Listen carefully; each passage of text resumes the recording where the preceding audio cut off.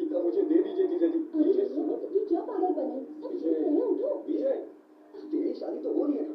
अरे बेटा पास में मैडम आप इस तरह से क्यों चुप हैं? कुछ बोलिए ना मैडम।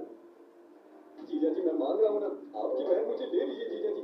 मैडम कुछ तो बोलिए मैडम, क्या सिर्फ मेरी रिस्पॉन्सिबिलिटी आपकी कुछ नहीं है? जीजा जी प्लीज मुझे दे दीजिए जीजा जी गीता को। जीजा जी प्लीज प्लीज जीजा जी, जब तक आप हाँ नहीं करेंगे मैं आपके पैर नहीं छोड़ूंगा जीजा जी। प्लीज जीजा जी। क्या ये? दे दो।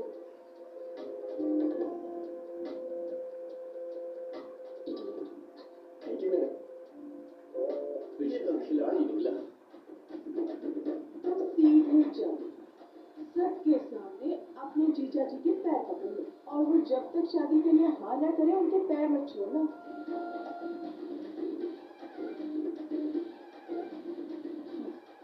कोई बात नहीं,